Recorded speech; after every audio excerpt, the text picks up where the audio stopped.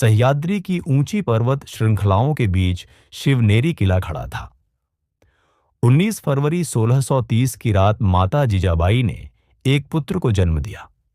उस बालक का नाम रखा गया शिवाजी महाराज। माता जीजाबाई बचपन से ही शिवाजी महाराज को रामायण और महाभारत की कहानियां सुनाती थी। वे उन्हें वीरता, धर्म और स्वाभिमान का महत्व समझाती थी। शिवाजी महाराज के मन में धीरे धीरे स्वराज्य का सपना जन्म लेने लगा। दादोजी कोंडदेव ने शिवाजी महाराज को युद्ध कला सिखाई। तलवारबाजी, घुड़सवारी और युद्ध नीति में शिवाजी महाराज बहुत तेज निकले। उन्हें पहाड़ों और जंगलों में घूमना पसंद था।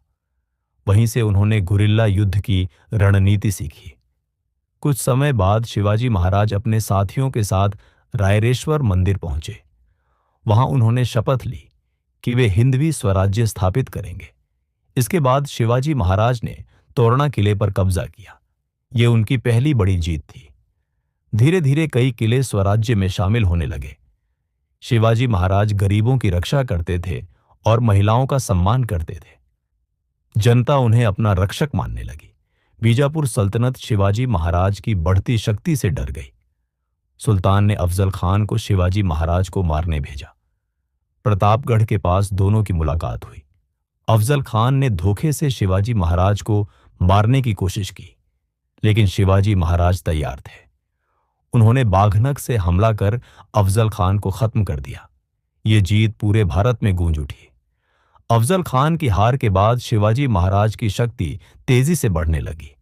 औरंगजेब भी अब उनसे डरने लगा था। उसने शाइस्ता खान को विशाल सेना के साथ महाराष्ट्र भेजा। शाइस्ता खान ने पुणे पर कब्जा कर लिया और लाल महल में रहने लगा। लेकिन शिवाजी महाराज ने रात के समय शादी की बारात बनकर लाल महल पर हमला कर दिया। चारों ओर अफरा तफरी मच गई। शाइस्ता खान जान बचाकर भागा, लेकिन उसकी उंगलियां कट गईं। ये मुगलों के लिए बहुत बड़ा अपमान था। इसके बाद शिवाजी महाराज ने सूरत पर हमला किया और मुगल खजाने को भारी नुकसान पहुंचाया। औरंगजेब ने फिर राजा जयसिंह को भेजा। पुरंदर की संधि हुई और शिवाजी महाराज को आगरा जाना पड़ा। आगरा में औरंगजेब ने शिवाजी महाराज का अपमान किया और उन्हें नजरबंद कर दिया।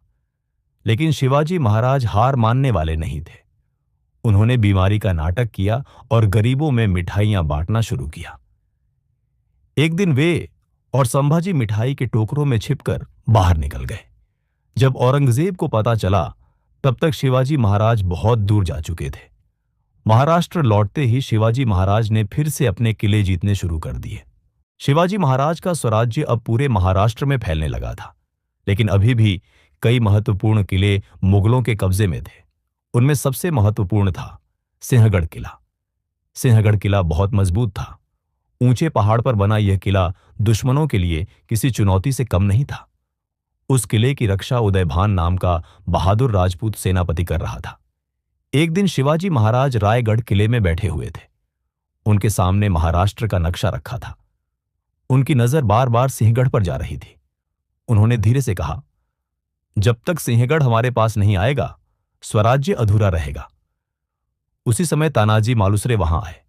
वे शिवाजी महाराज के सबसे भरोसेमंद और वीर सरदारों में से एक थे। शिवाजी महाराज ने तानाजी की ओर देखा और कहा, मला माझा सिंह हवा आहे। तानाजी समझ गए कि महाराज क्या कहना चाहते हैं। लेकिन उसी समय तानाजी के घर उनके पुत्र के विवाह की तैयारी चल रही थी। पूरा परिवार खुशियों में डूबा था। जब तानाजी घर पहुंचे, तब परिवार वालों ने पूछा, विवाह की तैयारी शुरू करें ना? तानाजी कुछ पल शांत रहे, फिर उन्होंने दृढ़ आवाज में कहा, पहले स्वराज्य, फिर परिवार। यह सुनकर सभी की आंखें भर आईं। कुछ दिनों बाद अंधेरी रात में तानाजी अपने सैनिकों के साथ सिंहगढ़ की ओर निकल पड़े। पहाड़ बहुत खतरनाक था। सीधी चढ़ाई देखकर अच्छे अच्छों का साहस टूट जाता था। लेकिन मराठा सैनिकों के दिल में केवल एक ही नाम था, शिवाजी महाराज। तानाजी अपने साथ एक घोरपड़ लेकर आए थे, जिसका नाम था यशवंती। उस घोरपड़ की मदद से रस्सी ऊपर बांधी गई और सैनिक धीरे धीरे किले की दीवार पर चढ़ने लगे। रात का सन्नाटा, ठंडी हवा और मौत से भरी चढ़ाई, लेकिन किसी सैनिक के कदम नहीं रुके। जैसे ही मराठा सैनिक किले में पहुंचे, भयंकर युद्ध शुरू हो गया। तलवारों की टकराहट से पूरा किला गूंज उठा। तानाजी सीधे उदयभान के सामने जा पहुंचे। दोनों के बीच भयंकर युद्ध होने लगा। उदयभान बहुत शक्तिशाली योद्धा था, लेकिन तानाजी भी स्वराज्य के लिए जान देने को तैयार थे। लड़ते लड़ते तानाजी की ढाल टूट गई। तब उन्होंने अपने हाथ पर कपड़ा बांधा और उसी से वार रोकते हुए लड़ते रहे। आखिरकार दोनों योद्धा घायल होकर जमीन पर गिर पड़े। तानाजी वीरगति को प्राप्त हो चुके थे, लेकिन मराठा सैनिक रुकने वाले नहीं थे। सूर्याजी मालुसरे ने सेना की कमान संभाली और जोरदार हमला कर दिया। कुछ ही समय बाद सिंहगढ़ पर भगवा लहराने लगा। सुबह जब यह खबर रायगढ़ पहुंची, तब शिवाजी महाराज खुशी से भर उठे, लेकिन अगले ही पल उन्हें पता चला कि तानाजी नहीं रहे। कुछ क्षणों के लिए शिवाजी महाराज शांत हो गए। उनकी आंखों में आंसू आ गए।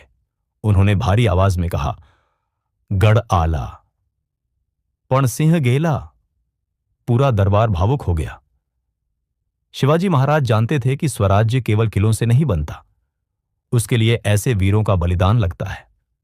तानाजी की वीरता हमेशा के लिए इतिहास में अमर हो गई। सिंहगढ़ विजय के बाद स्वराज्य की ताकत और बढ़ गई। अब महाराष्ट्र के हर गांव में शिवाजी महाराज का नाम गूंजने लगा था। गरीब किसान उन्हें भगवान की तरह मानते थे। महिलाएं उन्हें अपना रक्षक मानती थीं। मावले सैनिक उनके लिए जान देने को तैयार रहते थे। लेकिन शिवाजी महाराज का एक सपना अभी बाकी था, हिंदवी स्वराज्य का आधिकारिक राज्याभिषेक। साल 1674। रायगढ़ किला दुल्हन की तरह सजाया गया था। चारों ओर भगवा झंडे लहरा रहे थे। दूर दूर से लोग रायगढ़ पहुंच रहे थे। पूरा महाराष्ट्र उत्सव मना रहा था। वैदिक मंत्रों की गूंज के बीच शिवाजी महाराज राज सिंहासन की ओर बढ़े। उन्होंने केसरिया वस्त्र पहने हुए थे। चेहरे पर तेज था, आंखों में आत्मविश्वास चमक रहा था। माता जीजाबाई उन्हें देखकर भावुक हो गईं। उन्हें वह दिन याद आ रहा था जब शिवनेरी किले में उन्होंने छोटे शिवा को गोद में लिया था। आज वही बालक हिंदवी स्वराज्य का छत्रपति बनने जा रहा था। पूरे विधि विधान के साथ शिवाजी महाराज का राज्याभिषेक हुआ। उन्हें छत्रपति की उपाधि दी गई। जैसे ही महाराज सिंहासन पर बैठे, पूरा रायगढ़ गूंज उठा। जय भवानी, जय शिवाजी महाराज। तोपों की आवाज आसमान तक सुनाई दे रही थी। लोगों की आंखों में खुशी के आंसू थे। स्वराज्य अब केवल सपना नहीं रहा था, वह सच्चाई बन चुका था। राज्याभिषेक के बाद शिवाजी महाराज ने आदर्श शासन स्थापित किया। उन्होंने अष्टप्रधान मंडल बनाया। हर मंत्री को अलग जिम्मेदारी दी गई। उन्होंने किसानों पर अत्याचार रोक दिए, अनावश्यक कर कम किए। यदि कोई सैनिक किसी महिला का अपमान करता तो उसे कठोर सजा दी जाती। शिवाजी महाराज सभी धर्मों का सम्मान करते थे। उनकी सेना में हिंदू और मुस्लिम दोनों सैनिक थे। वे कहते थे, धर्म इंसानियत से बड़ा नहीं होता। उन्होंने एक शक्तिशाली नौसेना भी बनाई।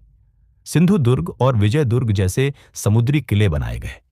अब अंग्रेज, पुर्तगाली और डच भी शिवाजी महाराज से डरने लगे थे। लेकिन लगातार युद्धों और जिम्मेदारियों के कारण उनका स्वास्थ्य कमजोर होने लगा। फिर भी वे दिन रात स्वराज्य के बारे में सोचते रहते। एक दिन वे रायगढ़ किले की दीवार पर खड़े होकर सह्याद्री की ओर देख रहे थे। हवा तेज चल रही थी। उन्होंने धीरे से कहा, यह स्वराज्य लाखों लोगों के बलिदान से बना है। इसकी रक्षा करना सबसे बड़ा धर्म है। साल 1680। शिवाजी महाराज की तबीयत अचानक बहुत खराब हो गई। पूरा रायगढ़ चिंतित था। महाराज ने अपने मंत्रियों और सैनिकों को बुलाया। उन्होंने कमजोर आवाज में कहा, स्वराज्य कभी खत्म नहीं होना चाहिए। सभी की आंखों में आंसू थे। 3 अप्रैल 1680 को सह्याद्री का वह शेर हमेशा के लिए अमर हो गया। पूरा महाराष्ट्र रो पड़ा।